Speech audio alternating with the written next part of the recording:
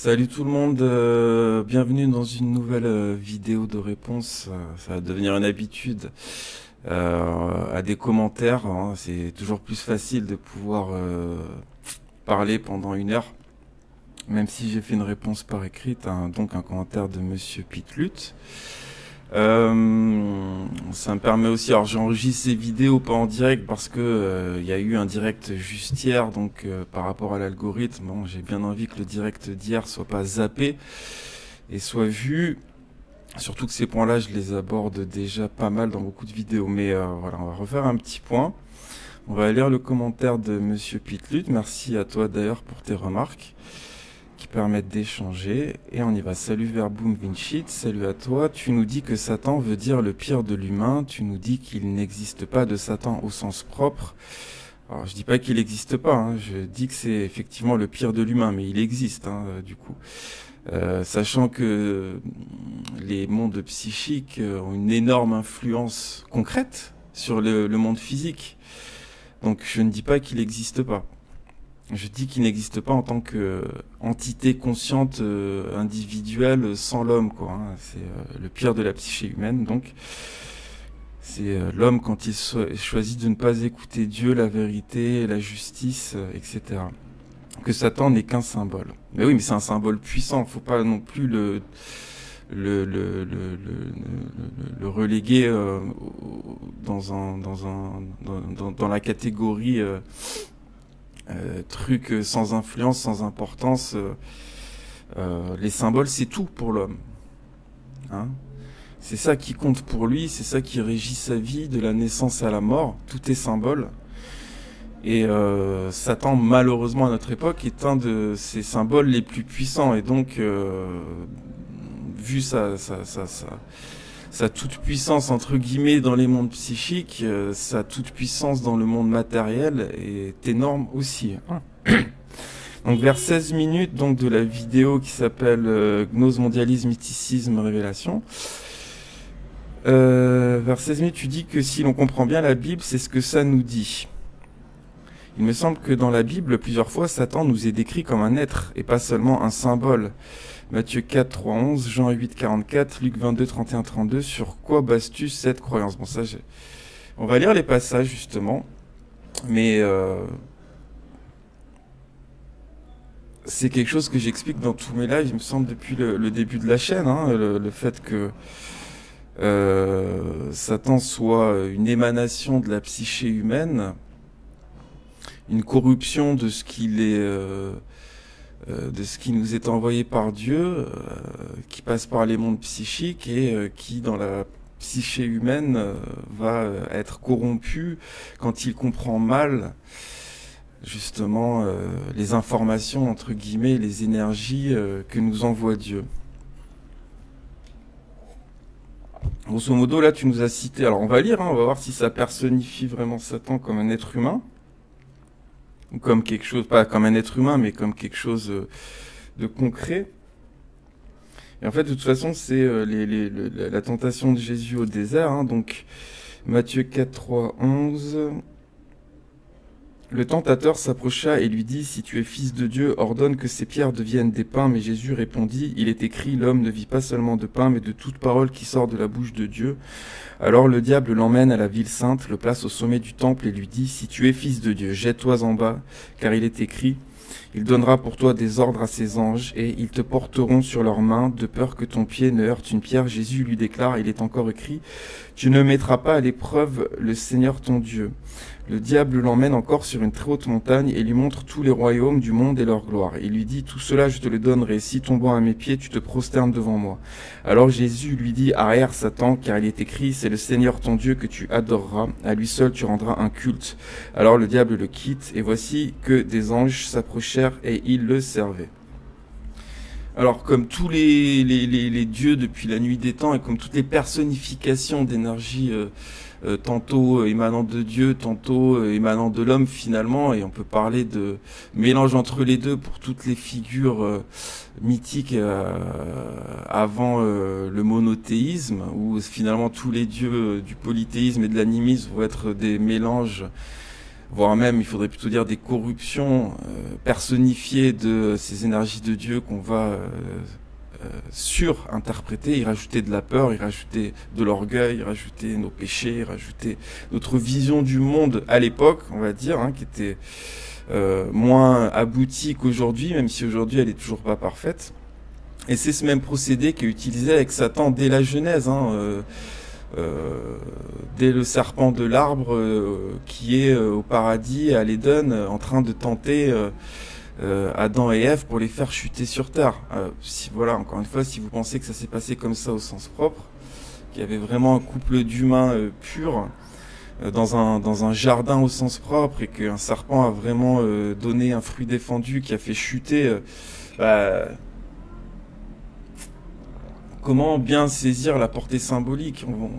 Ça vous empêche pas de saisir la portée symbolique, et c'est le plus important, mais plus on comprend que c'est du symbole, plus on comprend le symbole. Plus on est dans le littéralisme, moins on comprend le symbole, moins on comprend la leçon qu'il y a derrière. Pour ce passage où Jésus est tenté par Satan, on peut avoir plein d'analyses, c'est ça qui est intéressant avec les versets de la Bible. Déjà, un truc qui est très intéressant, c'est que Satan, pour tenter Jésus, il utilise des versets de l'Ancien Testament, il utilise la Bible, il utilise la parole de Dieu. Ça, c'est très parlant à notre époque où, justement, vous avez beaucoup de docteurs déviés, de faux prophètes qui utilisent la Bible, y compris le Nouveau Testament, pour prodiguer un mauvais enseignement. Parfois à dessein, parfois sans faire exprès, ça dépend. Mais là, c'est très intéressant de relever que Satan utilise la parole de Dieu. On va pas revenir sur les 3 différentes phrases parce que Jésus répond tout à fait, d'ailleurs en citant d'autres versets de la Bible, et c'est un petit peu, voilà, ça nous montre que la Bible, on peut en faire ce qu'on en veut, justement, on peut même l'utiliser pour instrumentaliser le mal, comme on peut le voir à notre époque avec ce qui se passe en Israël, où Netanyahou et compagnie vont régulièrement utiliser des phrases d'Isaïe ou des prophéties périmées qui s'appliquaient pour beaucoup d'entre elles à l'histoire du peuple hébreu avant la naissance de Jésus-Christ, et qui vont les anachroniser et les utiliser pour répandre le mal, la guerre, le sacrifice d'enfants, etc. On peut avoir d'autres lectures de ce passage.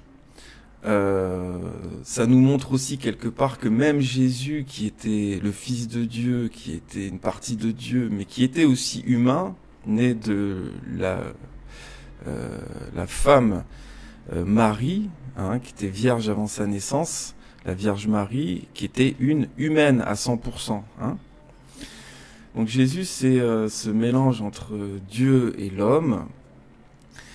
Et ce passage peut aussi nous montrer que même Jésus a été tenté, même Jésus a dû vaincre la perception humaine qui peut être déviée quand on ne suit pas le chemin de Dieu. Or, ça n'a pas fonctionné. Jésus n'est pas tenté, en tout cas la tentation de Satan ne réussit pas, et Jésus suit la voie de Dieu, son Père, et s'écarte du mal. Donc pour moi, là, Satan, c'est toujours une perception symbolique, même dans cet épisode, au même titre que les anges à la fin d'ailleurs. Et voici que des anges s'approchèrent et ils le servaient.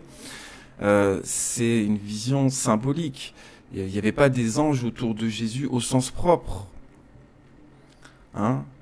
Ou alors, si au sens propre, mais dans le sens énergie divine qui accompagnait ses pas, qui le magnifiait, l'exaltait, l'aidait à répandre la bonne parole, si vous voulez. Mais d'ailleurs, ça renvoie au concept d'ange, qui est un symbole aussi. C'est une manière d'utiliser des mots. On utilise des mots pour décrire des choses qui sont reliées au monde divin et psychique, sachant que Dieu peut pas se manifester directement sur Terre sans utiliser un filtre. Il va utiliser des anges, il va utiliser un humain et s'incarner dans Jésus par exemple. Il va utiliser 3 hommes comme dans l'épisode de la tente avec Abraham, où il va utiliser uniquement sa voix, comme dans les révélations, qui sont pour moi des procédés mythiques aussi, parce qu'en vérité, si Dieu parlait sur Terre, il y aurait plus d'univers, sa puissance est trop infinie, on va dire, pour résumer. Je vous l'ai dit dans plein de lives, je vais pas me répéter là-dessus. Pour moi, la révélation divine, c'est un mythe pour faire comprendre que des gens ont, par la raison, le cerveau, et par la charité, l'amour, le cœur, et un mélange des deux, réussi à réaliser des choses. On va revenir là-dessus d'ailleurs, pour bien vous faire comprendre que justement, Dieu, il s'exprime toujours par des filtres, et il s'exprime à nous quelque part tout le temps. Tout ce qui est autour de nous, c'est l'œuvre de la création, l'émanation de Dieu, nous parle, nous apprend, nous éduque. Et si on l'écoute correctement, et qu'on arrête de se dire que Dieu, il se manifeste sur Terre uniquement par des procédés surnaturels, on comprend beaucoup mieux ce rapport saint qui nous est demandé entre Dieu et l'homme, et le fait qu'il communique avec nous quelque part tout le temps. Hein, par exemple, quand l'homme va faire des bêtises, c'est par voie naturelle que Dieu va lui montrer qu'il se trompe. Si l'homme, par exemple, préfère la voie anale pour des rapports sexuels, il aura plus de chances de développer des maladies. Hein, c'est une erreur, la sodomie. C'est pas ce qui est prévu par la nature, c'est pas ce qui est prévu par Dieu.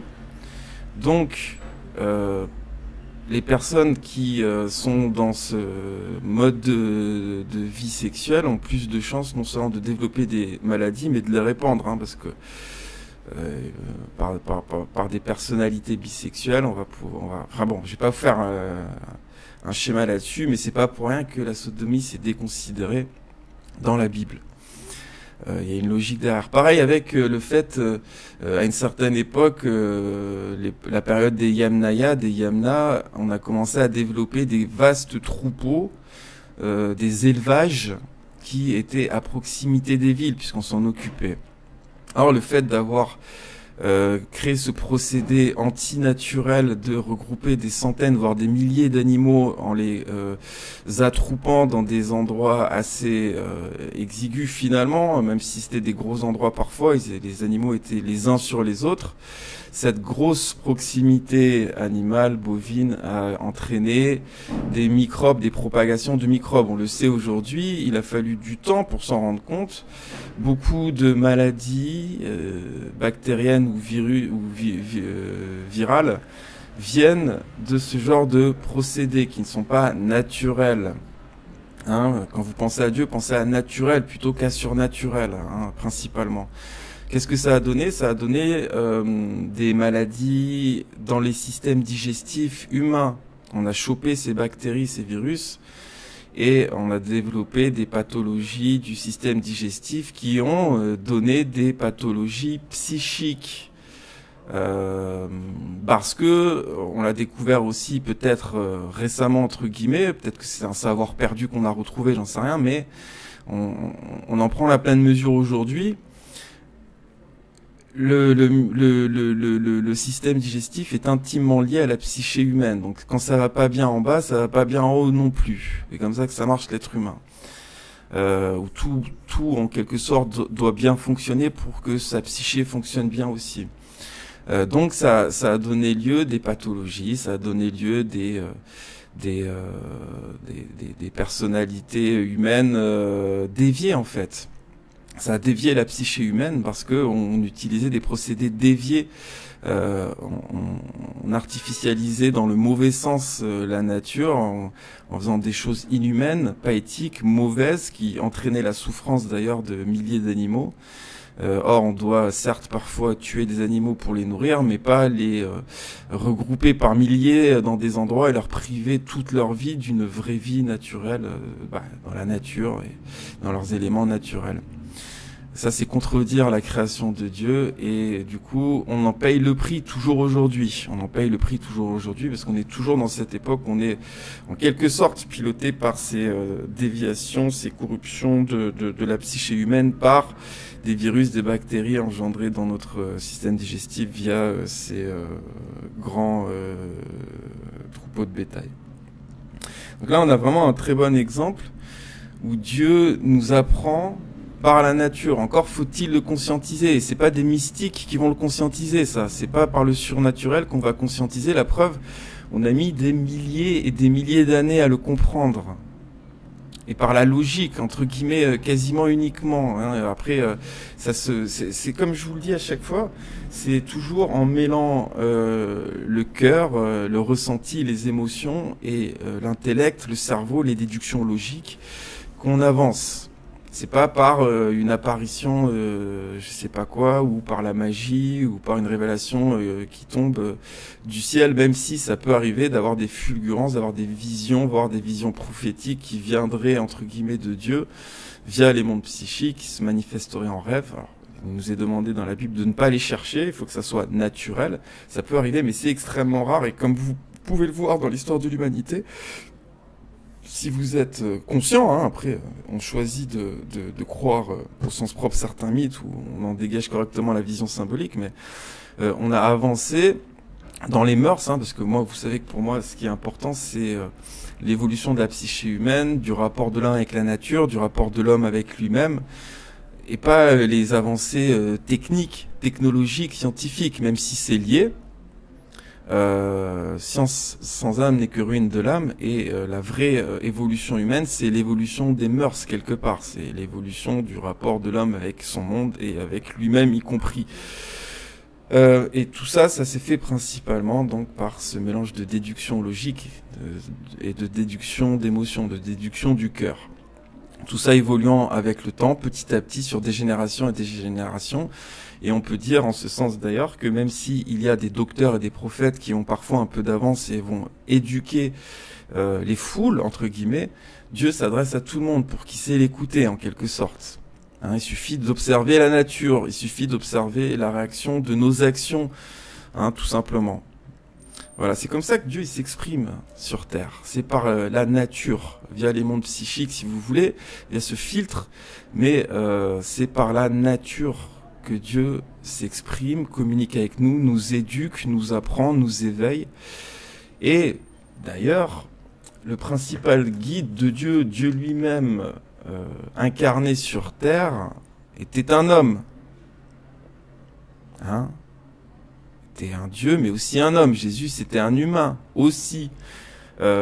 Ça, faut bien le comprendre. Jésus, il n'a pas envoyé un ange magique avec 10 000 ailes que tout le monde pouvait voir, qui, quand il parlait, faisait gronder le tonnerre pour nous éduquer. Il a envoyé son fils humain, qui est mort sur la croix pour nous. Hein? Vous voyez, c'est toujours jusqu'à ce point final. D'ailleurs, il y a une évolution des religions et de leurs mythes où petit à petit, plus ça va, plus on évolue, plus on enlève du surnaturel dans nos mythes jusqu'à Jésus. Et après, les catholiques vont peut-être aller revenir un petit peu en arrière en rajoutant beaucoup trop de mythes sur toutes ces histoires de saints martyrs. Au lieu de raconter leur histoire simplement, ils vont rajouter des histoires de décapités qui ramassent leur tête et qui continuent de prêcher ou de marcher ou de parler ou ce genre d'éléments surnaturels très présents dans la légende dorée, dans toutes les histoires de saints, qui sont pour moi mythiques et qui quelque part sont un petit peu en retour en arrière. On aurait dû aller dans la voie inverse, petit à petit, épurer du surnaturel pour mieux accompagner cette rationalisation de la conscience humaine qui est indéniable au cours du temps. Hein. C'est pas parce que l'homme crée l'athéisme que tout type de rationalisation est mauvais. Hein, faut faire la part des choses. Donc, alors Satan, il y avait d'autres passages que tu as relevés, mais c'est pareil. Jamais Jésus nous parle d'un individu incarné factuellement devant nos yeux. Au contraire, tous les passages où Satan est évoqué, y compris dans le Nouveau Testament, c'est toujours pour parler d'une force psychique, si on comprend bien les choses. À un moment donné, il y a même Jésus qui traite Pierre de Satan. Il dit « Va des rétro Satanas » à Pierre à un moment donné dans le Nouveau Testament. Je sais même plus pourquoi. Est-ce que Pierre était Satan incarné? Non, à un moment donné, pendant qu'il se trompait, il a incarné Satan malgré lui, hein, via sa psyché. C'est ça, Satan, vraiment. C'est ça que la Bible nous montre. Hein, Alors, tu avais relevé aussi Jean 8, 44. Allons-y.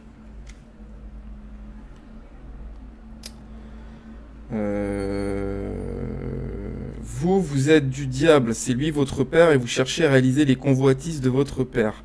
Depuis le commencement, il a été un meurtrier. Il ne s'est pas tenu dans la vérité parce qu'il n'y a pas en lui de vérité. Quand il dit le mensonge, il le tire de lui-même parce qu'il est menteur et père du mensonge. Mais moi, parce que je dis la vérité, vous ne me croyez pas. Bon, de toute façon, ça s'arrête là, 44. Vous êtes du diable. Là, il parle bien de personnes qui choisissent de suivre la voie du diable, et encore... d'autres passages comme l'épisode avec Pierre nous permettent de comprendre que c'est pas 24 heures sur 24 non plus la plupart du temps. Hein? Là, la phrase qui peut prêter à confusion, et je comprends ce genre de question, c'est quand il dit le mensonge, il le tire de lui-même parce qu'il est menteur et père du mensonge. Et là, ça va être à vous de voir, les gars. Je vais pas pouvoir vous forcer. Parce que l'interprétation que vous allez en faire, je peux pas la contrôler. Si pour vous, vous choisissez de dire à cette phrase le sens propre qu'elle en dégage, c'est-à-dire, mais donc, ça veut bien dire ici que Satan, il a une existence individuelle, et que s'il tire les choses de lui-même, c'est qu'il a une conscience et une existence de lui-même. Pour moi, ça signifie quand l'homme choisit d'écouter la voix de l'homme, au lieu d'écouter la voix de Dieu, quand il écoute sa psyché basse, au lieu de faire cet effort d'aller vers la voie de la justice, de la raison, du pardon, du partage, de la vérité, il choisit d'écouter et d'incarner le diable lui-même. Mais voilà, pour moi, ça ne signifie pas que Satan est conscient au sens propre et qu'il est une créature tapie dans l'ombre, intelligente, consciente d'être consciente. Ça, j'y croirais jamais. Et encore, c'est très important pour moi de conscientiser à notre époque parce que cette pensée-là aide à le matérialiser plus fort, et quelque part, parfois, ça peut aussi donner lieu à un certain recul, comment dirais-je, de lâcheté. Alors, je dis pas que c'est ton cas, hein, pas du tout. Moi, je pense que tu as bien compris les choses et qu'il y a beaucoup de gens qui prennent les choses aussi au sens littéral, qui comprennent malgré tout. Mais pour d'autres personnes, ça peut donner ce petit prétexte, c'est pas moi, c'est Satan, si tu veux, en fait. On est dans la déresponsabilisation à ce moment-là, quelque part. Pour certains, encore une fois, je pense pas du tout que c'est ton cas. Et enfin, mais après, je reconnais que ce passage, si on l'interprète au sens propre, on peut avoir la vision que tu en as actuellement, en tout cas, c'est sûr. Mais après, c'est un choix quand on constate toute l'histoire de Satan dans la Bible, dès le serpent de la Genèse jusqu'à la fin, quelque part. Et comme je le dis, c'est un peu un choix aussi, hein, les gars. Je peux pas vous forcer, moi, le comprendre comme moi je le comprends, hein, ça c'est sûr. Alors ensuite, tu nous cites Luc 22, 31, 32. Simon, Simon, voici que Satan vous a réclamé pour vous passer au crible comme le blé. Mais j'ai prié pour toi afin que ta foi ne défaille pas. Toi donc, quand tu seras revenu, affermis tes frères.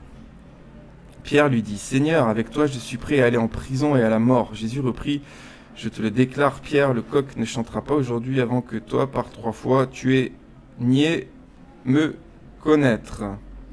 Donc toi, c'est surtout 31-32 qui te faisait, ok, je relis. Simon, Simon, voici que Satan vous a réclamé pour vous passer au crible comme le blé. Alors voilà, hein, pour moi c'est... Alors, ce qu'il faut bien comprendre aussi, c'est que Satan, c'est la part c'est la psyché humaine corrompue à échelle collective. C'est-à-dire qu'il y a une existence pas uniquement individuelle de Satan. Hein, il a une forme pensée collective. Et du coup, quelqu'un de bien peut être tenté par cette forme collective, peut l'incarner et en faire sa psyché à lui, sous influence de la psyché collective. Par exemple, si quelqu'un de très pur, qui n'a jamais trop subi l'influence du mal dans sa vie, se met à fréquenter des mauvaises personnes, il va quelque part plus facilement se rapprocher de cette forme pensée Satan qui est avant tout collective, et l'incarner en partie individuellement. C'est comme ça que je vois les choses. Mais j'ai prié pour toi afin que ta foi ne défaille pas. Toi donc, quand tu seras revenu, affermis tes frères. D'ailleurs, le fait, bon, là, pour moi, ça change pas grand-chose cette phrase à ce que toi tu peux avancer, et ce que moi je peux avancer aussi. Je relis pour être sûr, mais j'ai prié pour toi afin que ta foi ne défaille pas. Toi donc, quand tu seras revenu, affermis tes frères. Oui, bon, voilà, on sort un peu du sujet. Là, on est plus dans le pouvoir de la prière, qui est un vaste sujet aussi, donc on va pas partir là-dessus.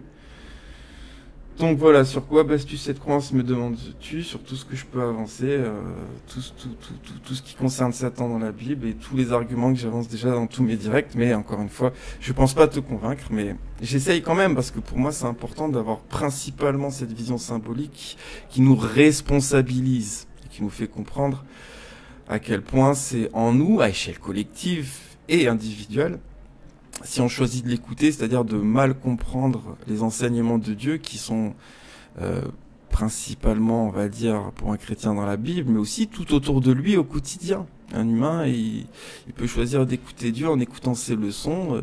Quand il choisit, par exemple, de se venger au lieu de pardonner dans certaines situations, il va parfois en payer le prix. Ça va parfois être le début d'une vengeance qui va finir sur un meurtre, qui va finir sur de la prison, qui va finir sur des choses horribles quelque part, hein. Et là c'est pareil, c'est un enseignement qui nous est donné en temps réel par Dieu. Si tu vas dans le mauvais chemin, tu vas en récolter les mauvais fruits. Ensuite, autre point. Vers 23-13, tu nous dis, l'évolution de l'homme, c'est de se mettre plus de limites. Je suis d'accord sur le fond avec toi, même si je pense que les limites sont là depuis le début de façon implicite et sont révélées de façon explicite à l'homme plus tard. Bah, c'est exactement ce que je dis. Là, il n'y a pas d'opposition, parce que si tu comprends bien ce que je dis, c'est 100% ce que je dis, texto, avec plus de mots, avec ce principe de révélation progressive, qui s'applique aussi au degré de conscience de l'homme. Ça, faut bien le comprendre. Si on a fait des choses horribles pendant des millénaires, c'est parce qu'on ne pouvait pas comprendre en partie à l'époque, hein.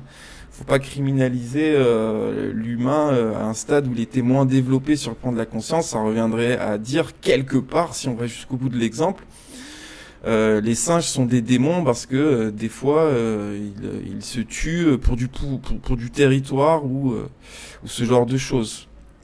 Ou un lion, il pourrait choisir finalement d'adopter un régime végétarien. Voilà, ça, elle est beaucoup trop loin, mais tu vois où je veux en venir, hein. Il faut bien prendre en compte que le statut de révélation progressive, il dépend de nous et parfois on peut pas, hein.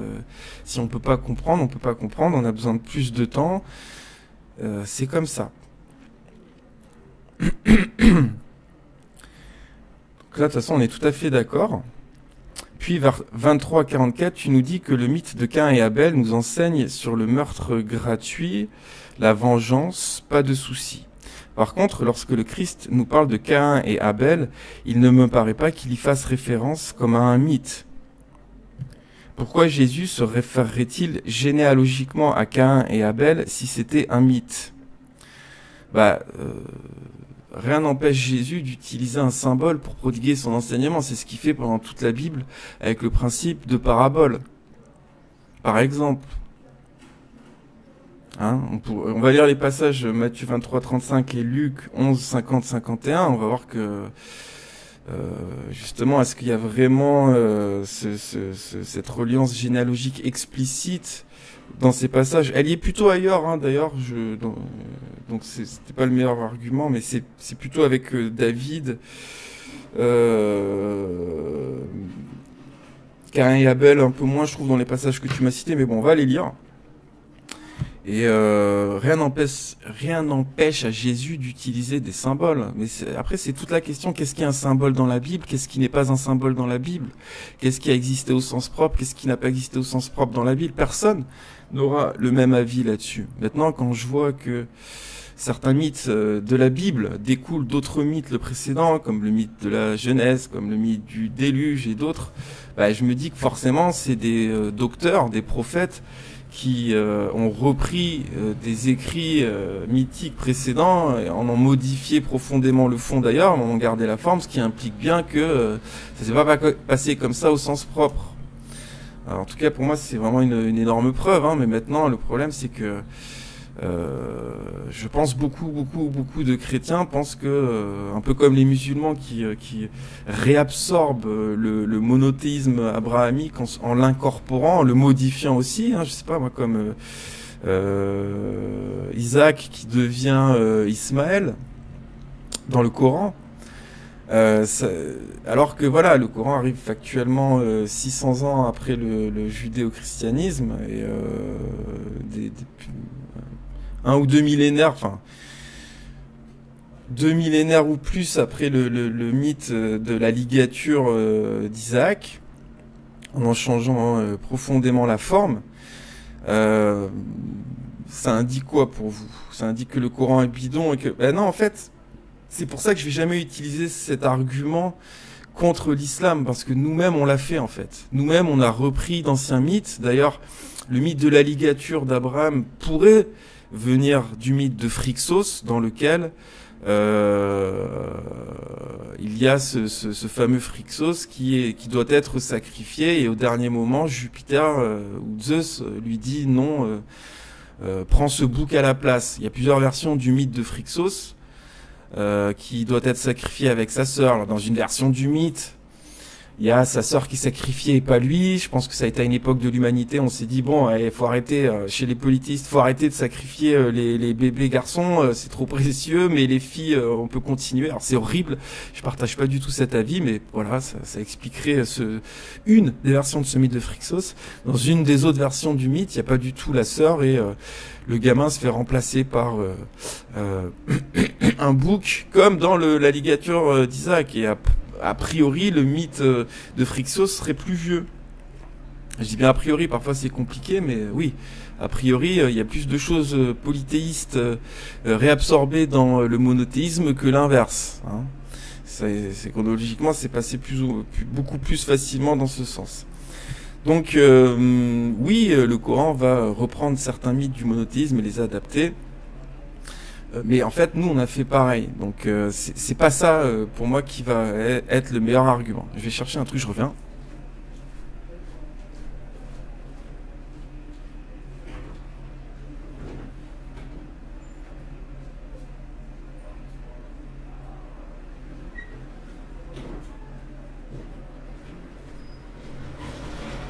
Et justement, pour faire des vrais débats de fond et se dire mais quel est le mieux, on va grâce à ce point de vue symbolique qui permet de prendre du recul, quelle que soit votre religion, de se dire mais en fait ça c'est un mythe, c'est trop surnaturel, c'est trop gros, c'est un mythe. On va pouvoir se concentrer sur le fond, sur ce que ça donne, sur les fruits de l'arbre. C'est ça qui compte, c'est la seule chose qui compte. Comment ça se passe sur Terre quand on applique telle religion, comment ça se passe sur Terre quand on applique telle religion, est-ce que telle religion est bien comprise et bien appliquée, etc., etc. Alors les mythes, on va revenir sur Cain et Abel, mais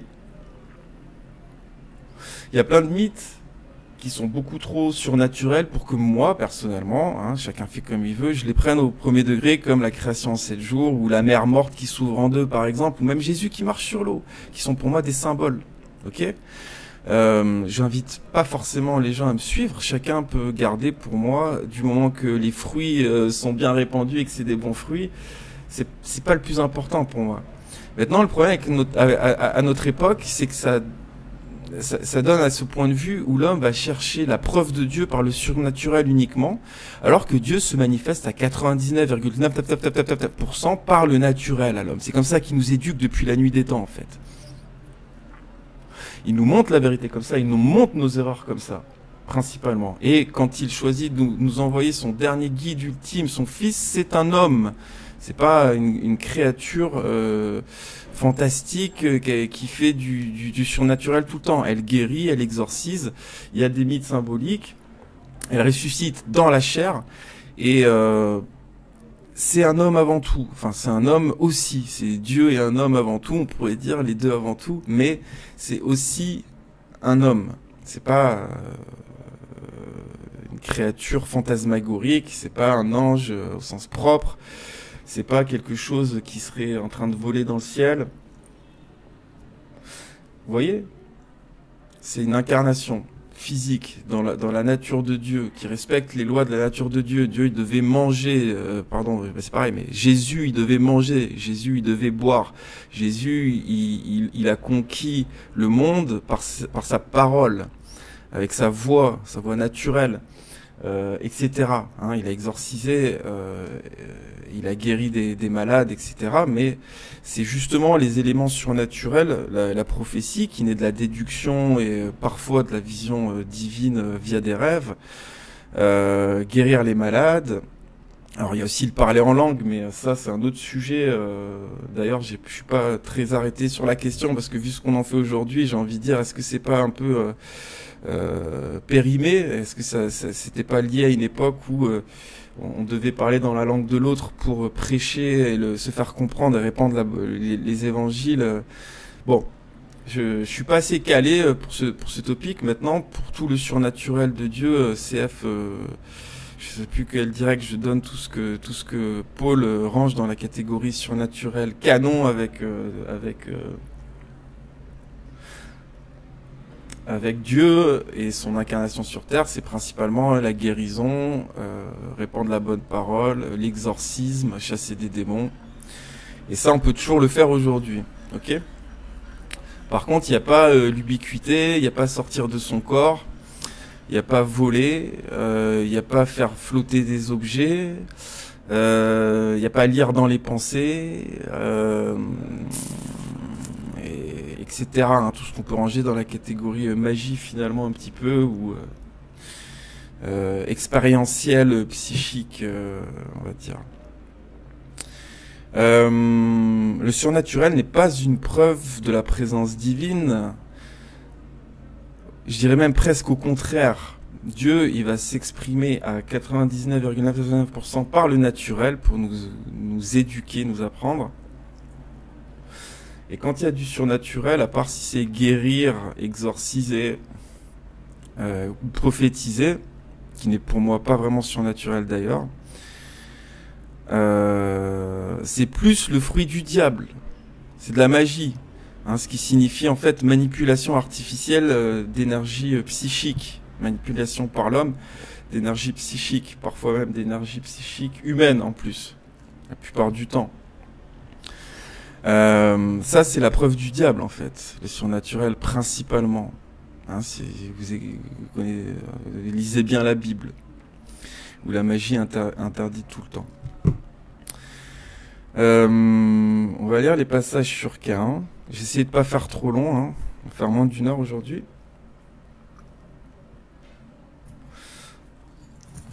Alors, Matthieu 23, 35.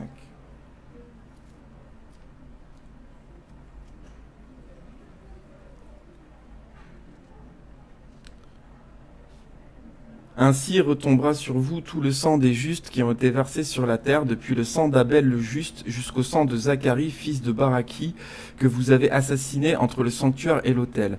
Amen, je vous le dis, tout cela retombera sur cette génération. Ah, c'est une phrase très intéressante. Bon, on voit que là, Jésus, il parle pas d'une généalogie de lui-même directe entre Caïn et Abel, mais bon, c'est pas grave. C'est pas grave, il y a des phrases de la Bible qui font des listes de généalogies de David, voire même d'avant, il me semble, jusqu'à Jésus. Là, c'est une phrase très intéressante qui, pour moi, après, encore une fois, libre à vous, fait le lien entre le mythique et le réel quelque part, puisqu'elle prend l'épisode d'Abin et Caïn, qui pour moi est mythique. On va voir avec ma réponse écrite que je vais te lire après, d'ailleurs. Ah, tu m'as répondu d'ailleurs. Bah, je lirai ta réponse. Je lirai ta réponse à ma réponse. Et qui va aller dans le réel, puisque Zacharie, moi je pense que le prophète Zacharie, qui est un des derniers prophètes de l'Ancien Testament, qui s'est fait assassiner par je sais pas si c'était les Asmonéens ou les pharisiens à l'époque, c'est réel. Voire même aucun des deux, parce que c'est peut-être plus vieux Zacharie en fait. Et donc par des Israélites qui ont assassiné un mauvais prophète, comme ils vont faire en assassinant le Messie, Jésus. Pour moi, ça part du mythique et ça arrive jusqu'au réel. Et ça illustre le fait que bah voilà, les hommes qui choisissent de faire le mal vont en payer le prix, hein, tout simplement, quoi. Je vous le dis, tout cela retombera sur cette génération. Jusqu'à son sacrifice à lui, d'ailleurs, qu'il inclut quelque part, qu'il prophétise aussi dans cette phrase.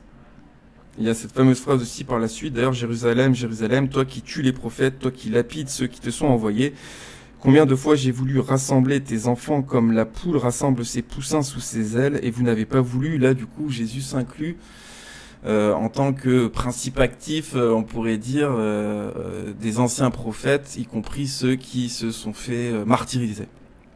Voilà, autre sujet. Maintenant, Dieu abandonne votre temple entre vos mains et il restera désert. Une prophétie qui s'avérait vraie puisque le temple a été détruit et il n'y a plus eu la vraie présence de Dieu du côté du judaïsme après Jésus, qui est devenu le talmudisme. En effet, je vous le déclare, vous ne me verrez plus jusqu'au jour où vous direz « Béni soit celui qui vient au nom du Seigneur ». Et l'autre phrase où donc il y avait, c'était Luc 11, pardon, 51. Alors.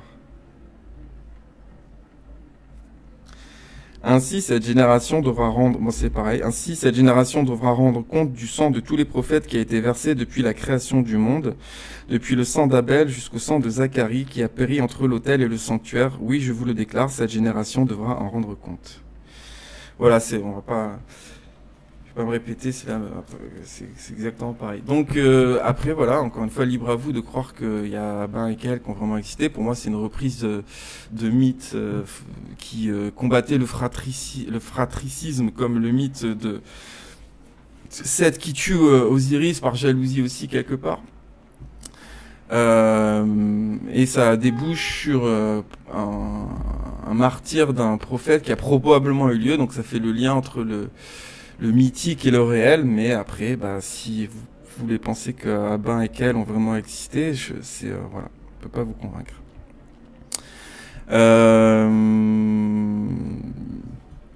Je vais lire la réponse que je t'ai faite par écrit, puis ta réponse. Ensuite, on s'arrêtera là. Tu sais, on pourrait débattre des heures sur ce qui est à prendre au premier degré ou pas dans la Bible. D'ailleurs, par exemple, le mythe de la mer Rouge qui s'ouvre en deux. Moi-même, je peux pas vous dire si c'est 100% sûr que c'est mythique. S'il n'y a pas eu, au moment de cet exode des Apirous, des Hébreux d'Égypte, pour moi, ça c'est le contexte réel. Il y avait vraiment les Hébreux en Égypte qui étaient vraiment des esclaves, qui ont vraiment voulu s'affranchir et partir créer leur propre civilisation, ce qu'ils firent. C'est vraiment le peuple élu de Dieu symboliquement, parce que c'est les premiers à réussir à matérialiser un monothéisme saint et à en faire une nation qui va devenir le judaïsme puis le christianisme, donc c'est-à-dire qui va s'universaliser. D'ailleurs, l'universalisation du monothéisme, elle est dans de nombreuses pages de l'Ancien Testament, dans les psaumes, où on explique que il faut que toutes les nations, au bout d'un moment, prient ce Dieu unique. C'est souhaité et c'est prévu. Non seulement c'est souhaité, mais les prophètes de l'Ancien Testament savaient que ça allait arriver. Est-ce qu'il n'y a pas eu à un moment donné une vraie fuite de l'Égypte? Pour moi, oui. Comment ça s'est passé? Est-ce qu'il y a vraiment eu la mer Rouge qui s'est écartée en deux et qui s'est refermée sur les Égyptiens? Pour moi, je pense pas. Mais si ça se trouve, il y a vraiment eu une aide de Dieu à travers la nature à ce moment-là pour favoriser le peuple juif. C'est possible aussi. Donc, je suis pas tranché à 200% là-dessus. Je me permets de garder un certain recul. Parce que pour moi, la vision symbolique sera la seule vraie vision à avoir au fond, quoi qu'il arrive, quel que soit ce qui s'est vraiment passé, où on peut se dire, oui, c'est possible que Dieu ait favorisé et aidé ce peuple à s'implanter dans le pays de Canaan et favoriser son exode d'Égypte par des moyens naturels, c'est tout à fait possible parce que ça va dans l'évolution naturelle de l'espèce humaine que de mettre en place ce monothéisme qu'elle est absurde, parfois ce mot à tort et à travers, mais qu'elle est faire arrêter les sacrifices humains, la magie, etc. On pourrait donc débattre des heures sur ce qui est à prendre au premier degré ou pas dans la Bible. Si vous voulez croire que Adam et Ève est à prendre au sens propre, alors que le mythe de la Genèse découle clairement d'anciens mythes sumériens, ce qui prouve bien que c'est écrit consciemment par les prophètes de l'époque comme un mythe symbolique. Libre à vous. Des éléments formels sont repris, mais le fond change. Pareil pour le mythe du déluge et ainsi de suite. Si vous voulez croire que Satan existe sans l'homme, je ne peux pas vous forcer. Mais sans humain sur terre, il n'y a plus de Satan. Cette preuve devrait vous suffire. Si tu penses qu'Abel et Caïn ont existé au sens propre, alors que ce mythe reprend le mythe du fratricide présent dans les mythologies précédentes, comme le meurtre d'Osiris par Seth, son frère, libre à toi, et si tu comprends le symbole derrière avant tout, un mythe pour lutter contre la jalousie et le meurtre, bah c'est le principal. Après, que ça ne soit pas un sujet de division, qu'on puisse se permettre, voilà, moi je donne mon avis, si vous voulez continuer de croire que c'est quelque part du sens propre tout ça, du moment que vous comprenez le fond, c'est le principal, peu importe même, j'ai envie de dire, maintenant,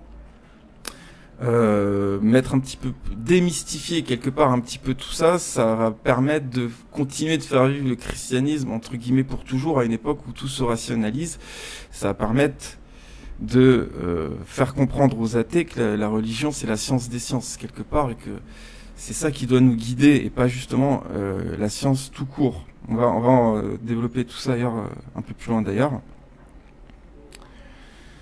Donc si vous comprenez le symbole qu'il y a derrière, que vous croyez à ça au sens propre ou pas, à la limite, tant pis, mais bon. Le symbole derrière avant tout, hein, un mythe, hein. Mais la réalité, je l'explique déjà dans cette émission, peu importe, c'est que tout prendre au sens littéral, parfois, au moins parfois, vous écarte du vrai fond. Toutes les religions sont basées sur des mythes, des fables qui partent de vrais éléments, mais ils sont mythifiés et adaptés en leur temps et lieu.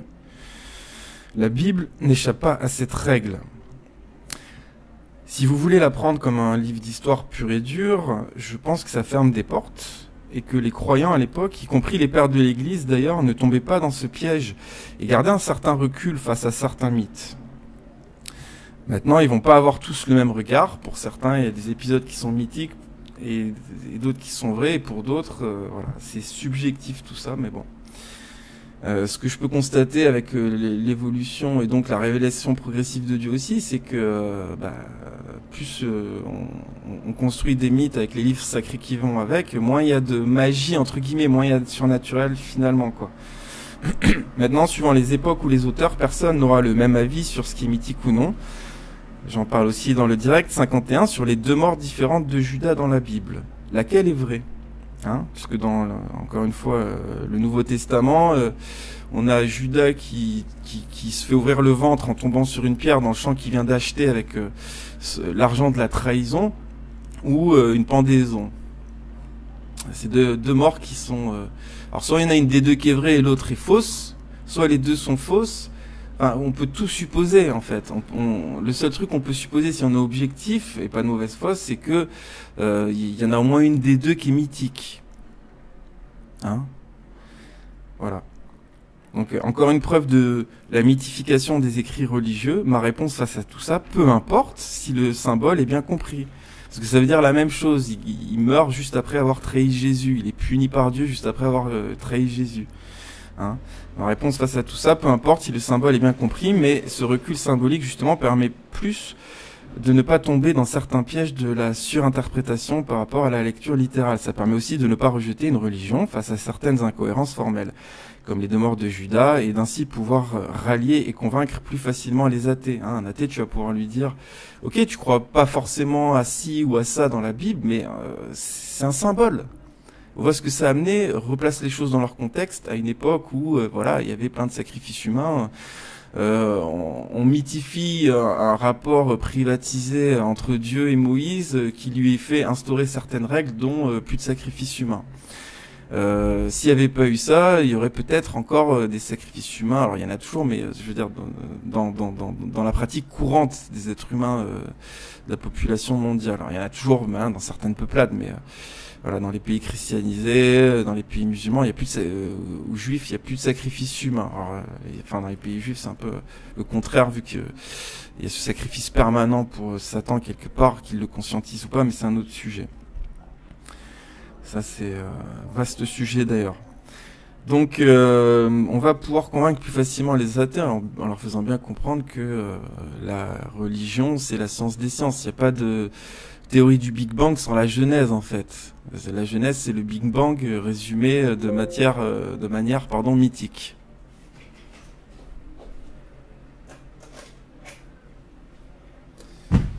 Et donc on va pouvoir réconcilier quelque part les athées qui pourront ne plus être athées s'ils comprennent bien tout ça en leur disant mais oui mais non, moi je suis pas créationniste au sens propre, je crois pas qu'il y ait eu Adam et Ève au sens propre, je pense que c'est un mythe qui nous explique beaucoup de choses, qui nous a éduqués, qui nous a fait évoluer bien plus que la théorie des cordes en fait. Voilà, pour donner un exemple. Après, libre à vous, je sais que pour beaucoup, ça ne vous empêche pas de comprendre correctement. Je vois juste le futur et comment appréhender le christianisme dans un monde qui se rationalise avec le temps. Et c'est pas parce que les serpents ont créé l'athéisme qu'il n'y a pas une rationalisation petit à petit naturelle, hein, donc qui fait partie quelque part de la révélation progressive de Dieu aussi. Ça, c'est constatable à l'œil nu au fil des siècles, même dans la transition, encore une fois, polythéisme-monothéisme, où on met de côté beaucoup de magie polythéiste dans son rapport avec Dieu, justement. Je vois juste le futur hein, et comment appréhender le christianisme dans un monde qui se rationalise avec le temps. Je pense qu'on est nombreux à vouloir conserver une pratique religieuse sincère, sans tout prendre au pied de la lettre, un vrai rapport avec Dieu, où on constate qu'il communique avec nous principalement via le physique, il y a ce filtre psychique, mais dans le monde naturel, il communique principalement avec nous via la nature et ce qu'on en fait, quoi. Hein, on comprend nos erreurs principalement via des procédés physiques quelque part.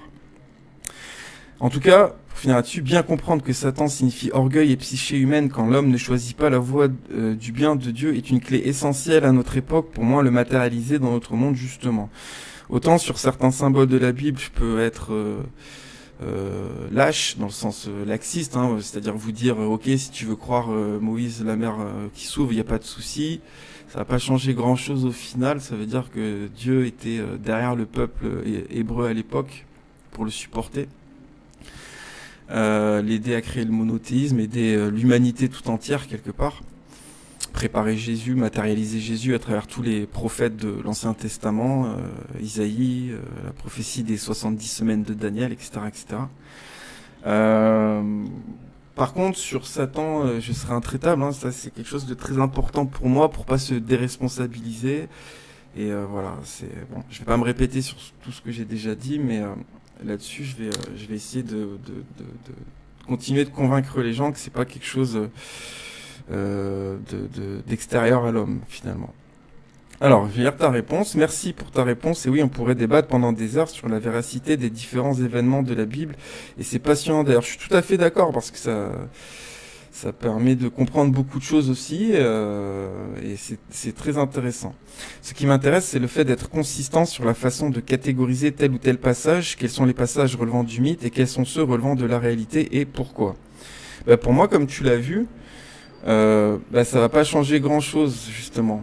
Si on me dit le serpent de la Genèse, c'est du mythique, ou si on me dit les serpents de la Genèse, c'est passé stricto sensu, exactement comme c'est décrit dans la Bible, l'important pour moi, c'est de conscientiser que l'homme, il a le choix d'écouter le mal ou le bien, en fait. Quand il écoute le mal, il écoute l'orgueil, la jalousie, il écoute voilà, tout ce qui nous est expliqué dans le mythe de la Genèse.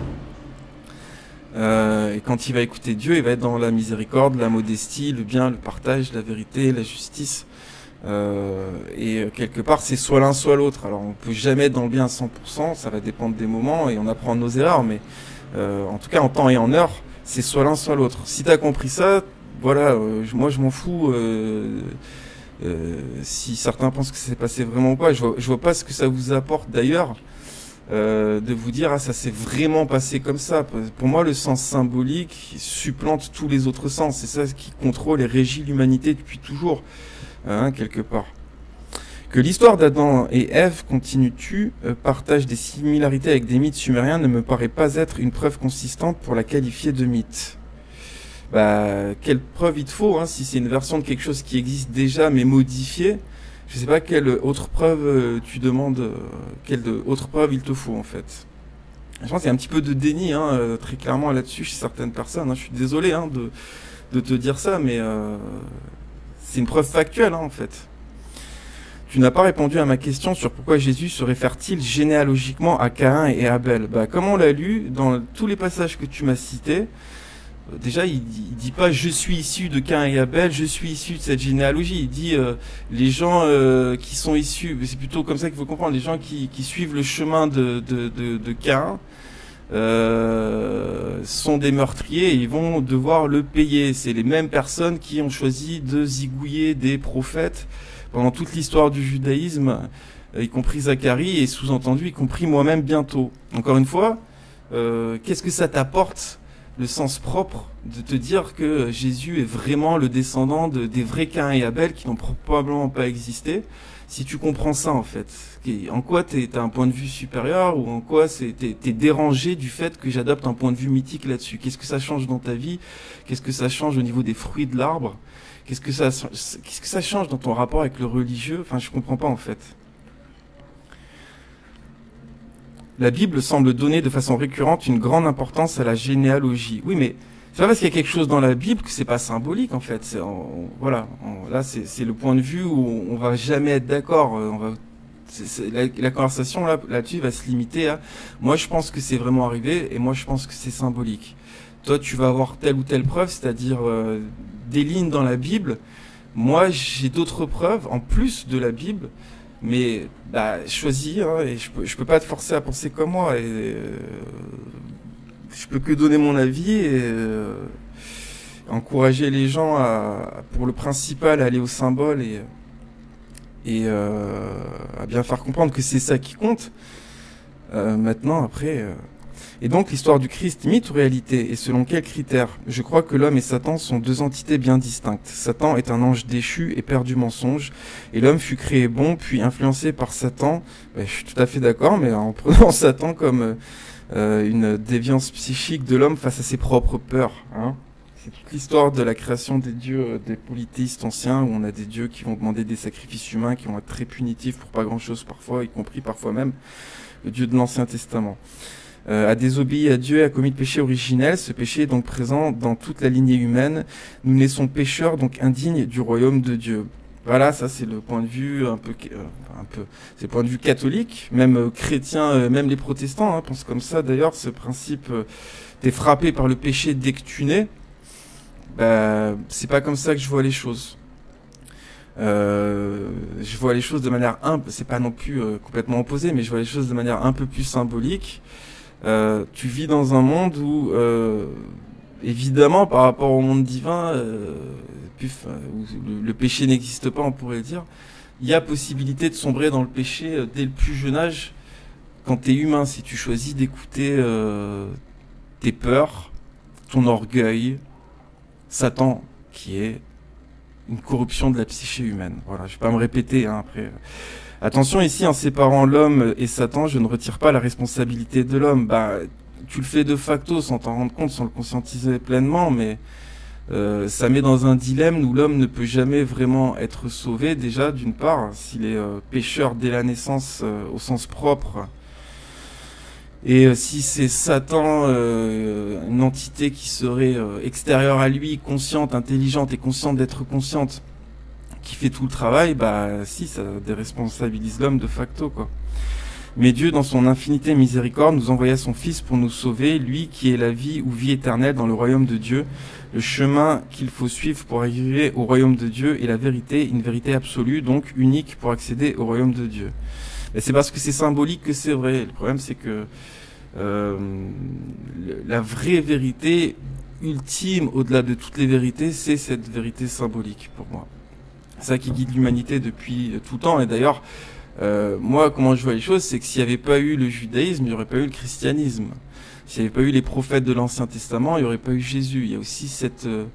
dès qu'on sort du point de vue divin où tout existe en même temps, éternité infinie, dès qu'on est dans le royaume matériel avec une conception matérielle, on constate qu'il y a une histoire à l'homme.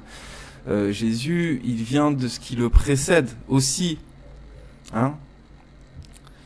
Il fait partie de ce processus de révélation progressive de Dieu. Il est prophétisé, annoncé et matérialisé par les prophètes de l'Ancien Testament. Et s'il y avait eu Jésus à l'époque animiste, qu'est-ce qui se serait passé ?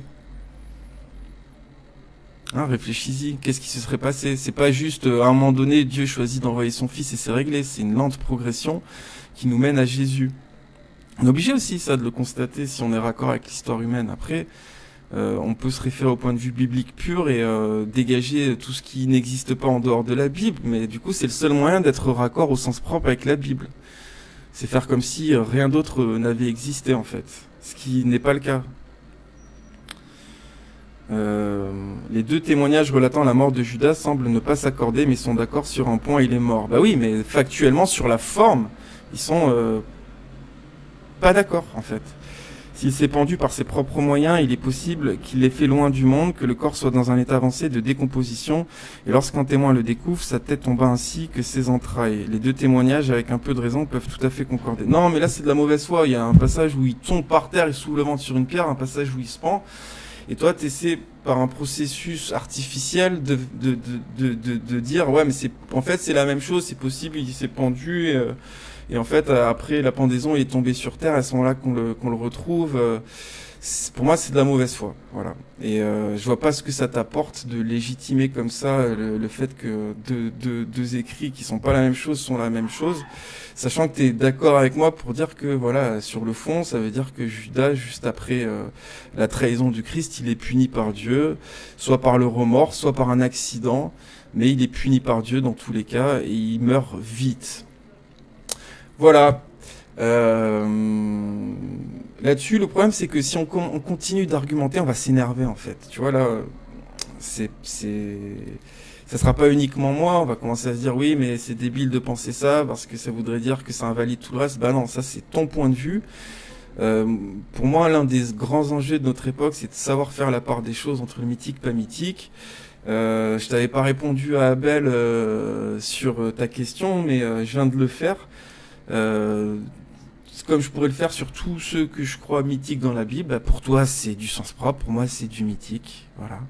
On pourra même pas faire la liste exhaustive et comparer nos points de vue là-dessus sur tous les symboles de la Bible, puisqu'il y en a des milliers, tout simplement.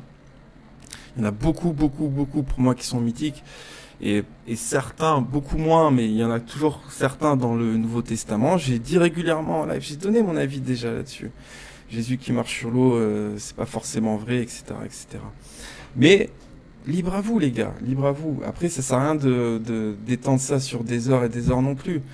Au bout d'un moment, moi, j'essaie de faire des points de liaison entre une certaine réalité scientifique pour pouvoir aussi convaincre les athées qui sont encore factuellement des dizaines de millions, les réconcilier avec le Christ.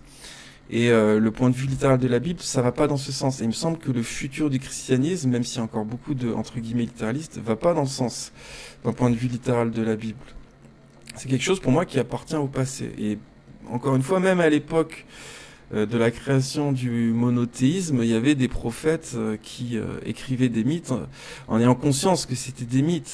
C'était des moyens de parler à l'inconscient humain et au conscient en même temps, de faire évoluer l'humanité plus rapidement.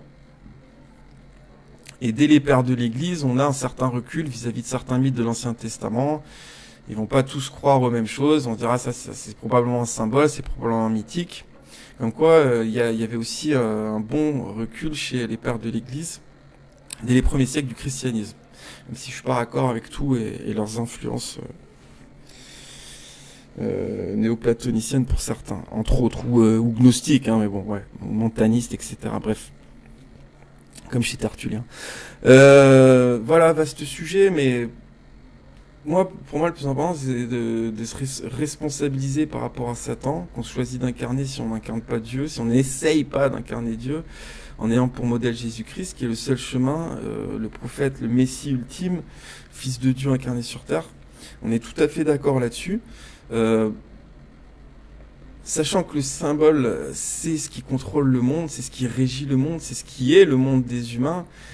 Si vous pensez que c'est juste symbolique et que vous l'avez bien compris, que vous l'appliquez, ou si vous pensez que c'est au sens propre, finalement, peu importe du moment que ça va donner les mêmes fruits à l'arbre, en fait. Et moi, c'est ce qui m'importe. Ce qui m'importe, c'est les fruits de l'arbre. C'est comment ça se passe, ce que ça répercute sur Terre, comment ça se matérialise sur Terre, tout ça.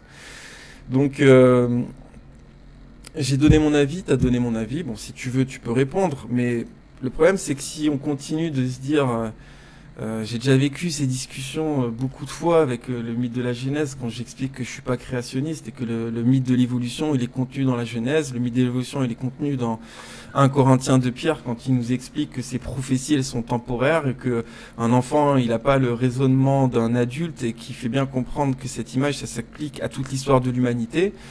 Que l'humanité de l'animisme, c'est pas l'humanité du christianisme. Il y a ce principe d'évolution qui n'est pas une évolution technologique, mais une évolution de mœurs, de connaissances et de rapport au monde. Pour moi, c'est important de mettre ça en place dans un christianisme sain, bien compris, et pouvoir rallier tout le monde. Maintenant, voilà, je vais pas vous convaincre. Voilà, je sais que je vais pas vous convaincre. Et surtout, voilà, comme je le disais, j'ai pas envie que ça devienne un sujet où, voilà, on n'est pas d'accord, donc toi t'es pas un vrai chrétien, ou toi t'es pas un vrai ceci. On continue de se séparer, on continue de se diviser, et au bout du compte, on dessert la cause, on dessert la bonne cause. Donc gardons nos croyances respectives si on a les mêmes conclusions. Ne soyons pas d'accord sur la forme si le fond est le même, si on veut la même chose pour le monde. S'il vous plaît les amis, voilà, c'était le principal but de cette vidéo, parce qu'on peut en parler des heures. Qu'est-ce qui est mythique dans Jésus, qu'est-ce qui est mythique dans la Bible, pourquoi, comment, quelles preuves. On va pouvoir tous les deux se citer la Bible à foison et donner d'autres preuves hors du contexte de la Bible pour prouver ci ou ça. Soyons d'accord sur le fond, ou sinon on va créer des divisions, il y en a assez. Pour moi, le seul salut, c'est une religion bien comprise. C'est pour ça que je combats les gnoses, que je combats la magie, que je combats l'athéisme, que je combats le matérialisme, que je combats le mysticisme, qui est cette espèce de volonté ou de croyance que Dieu se manifeste uniquement ou principalement par le surnaturel sur Terre, alors que c'est tout le contraire qui est vrai. C'est tout le contraire qui est vrai. Ça c'est mon combat. Le reste, j'ai pas envie de me diviser. Ça c'est les personnes. De toute façon, je veux convaincre. Moi, je suis pas en train de dire il faut brûler ou mettre de côté telle ou telle personne. Moi, je veux les convaincre. Je veux les rallier. Je veux qu'on soit de plus en plus nombreux. Mais force est de constater que quelqu'un qui va vouloir m'imposer son point de vue gnostique ou de magicien ou d'ésotériste ou d'occultiste. Si au bout d'un moment c'est soit l'un soit l'autre, si pour qu'on reste potes, si au bout d'un moment donné c'est soit on est d'accord pour rester potes, on n'est plus potes, et tant pis pour vous, voilà, pour tous ceux qui vont prêcher des mauvaises paroles, on va dire, pour résumer, pour moi vous avez une mauvaise responsabilité. Vous faites du mauvais travail en pensant faire du bon travail, vous jugez les autres. Vous satanisez les autres en disant un tel est dangereux parce que il est trop je sais pas quoi, trop dogmatique, hein, comme ils disent. Alors que vous enseignez des pures sataneries pour certains, comme quoi Paul serait un crolésien, et pour citer les articles de certains que j'ai pas nommés, tous ceux qui parlent de christianisme sont des imposteurs. Alors que nous explique que Paul c'est un magicien et que Paul c'est un Crowley avant l'heure qui applique l'adage de Crowley fais ce que tu veux sera le tout de la loi. Là j'ai plus envie d'être gentil et d'être dans l'union. J'ai envie de dire, au bout d'un moment on t'a expliqué 100 fois mec avec des bons arguments. Si tu veux continuer de répandre du satanisme en pensant que c'est du christianisme, on va avoir un problème. Et là-dessus, que ce soit moi ou des autres, c'est juste dans la logique pure de l'histoire humaine actuelle. Un christianisme un petit peu plus couillu se met en place pour combattre un peu par les idées, pas jamais par le physique, par la violence, jamais par brûler des gens, ça faut pas faire parce que ça donne plus de force à une doctrine, le martyr, hein, on l'a bien compris ça normalement quand on est un peu futé. Mais par contre, spirituellement, que ce soit moi ou des autres, il va y avoir ce christianisme viril qui va continuer de retrouver ses testicules, si vous me permettez l'expression, comme Jésus au temple, ou Jésus dans la moitié de la Bible en fait, et qui va véritablement combattre les sataneries. Le problème, c'est que les sataneries, elles se font passer pour des bonnes choses. Hein. Vous avez vu ce passage de Satan qui tente Jésus dans le désert en citant des passages de la Bible, hein, en citant des passages de la Bible. Ok ?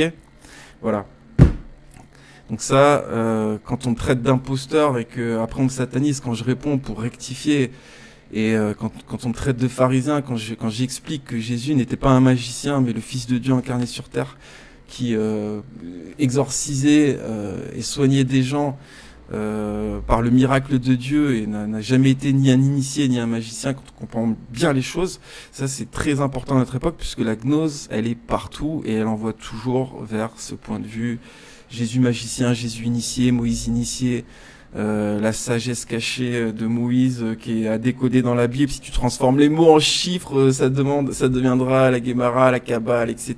Toutes ces conneries qui contredisent la Bible en tout point, qui nous interdit la magie du début à la fin, parce que les prophètes avaient bien conscientisé, certes pas avec les mots que je vais vous dire, mais que la magie de l'homme, ça n'est que de l'orgueil, ça n'est que instrumentaliser la psyché humaine et non pas les énergies de Dieu. Et principalement l'instrumentaliser contre nous-mêmes, contre soi-même. Et le problème, c'est que c'est valable à échelle individuelle, donc un magicien qui s'en rend compte ou pas va probablement engendrer des éclaboussures psychiques néfastes dans sa vie ou dans la vie de ses proches, mais c'est valable à échelle collective. C'est pour ça qu'on combat. S'il y a beaucoup de magiciens sur Terre, il y aura beaucoup de démons sur Terre, hein, dans l'inconscient collectif. Donc c'est pas un combat juste pour faire chier ou pour s'enorgueillir, justement. C'est un combat pour rétablir la modestie d'un être humain qui comprend qu'il doit intervenir via la nature, via la physique, aussi via la prière, via une forme de procédé psychique sain, c'est-à-dire la prière et l'invocation au nom de notre Seigneur Jésus-Christ, au nom de Dieu. Pareil pour la guérison, l'exorcisme d'ailleurs. Tout le reste, dans les instrumentalisations des forces psychiques, c'est des déviations. Vu qu'on est à une époque où la magie, depuis des lustres, est particulièrement mise en avant, depuis Chrétien de Troyes, mais à notre époque, c'est vraiment l'explosion. Harry Potter, Le Seigneur des Anneaux, Tolkien, pseudo-catholique, qui était un initié. Si on n'a pas compris ça en ayant lu Le Seigneur des Anneaux, on est toujours gnostique en fait. C'est du néopaganisme glorifié. Il y a rien de chrétien en fait dans Le Seigneur des Anneaux quand on comprend bien Le Seigneur des Anneaux, le système des serpents. Et ça, j'en parle dans tous les vieux lives MSS, donc je vais pas revenir là-dessus. Mais on est dans cet état d'esprit qui valorise la magie en permanence, et du coup, il y a beaucoup plus de magie sur Terre, et du coup, il y a beaucoup plus de corruption psychique. C'est pour ça qu'on le combat, pour établir le bien, et pour purifier les mondes psychiques. Vaste sujet sur lequel je reviens régulièrement dessus. Écoute, on va pas épiloguer 100 ans Pete Lutz. Je vais te mettre cette réponse en réponse à ta réponse. Tu peux répondre évidemment avec plaisir, mais c'est un débat sans fin, hein, si tu veux. Donc je te laisserai le dernier mot, parce que moi j'ai la chance entre guillemets de pouvoir parler vocalement et tout. Si tu veux, on pourra même se faire un live, on développe en même temps, mais je pense qu'on a tout dit, hein, sachant que c'est la discussion sans fin, qu'est-ce qui est mythique ou pas dans la Bible. Moi j'ai envie de te dire, peu importe si le fond est bien compris, si on dégage la vision et l'incarnation que ces leçons mythiques ou pas nous apprennent. Voilà. Très bonne journée à tous, soyez bénis, passez un bon week-end, et j'espère que ça va pas être un terreau à division prochaine. Ces histoires de...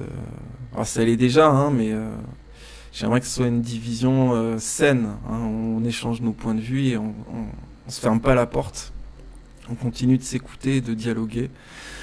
Sinon, on va tous finir tout seul dans notre coin au bout d'un moment, hein, les gars. Bref, allez, gros bisous à tout le monde, bon week-end, soyez bénis, que son règne vienne, et à très très bientôt.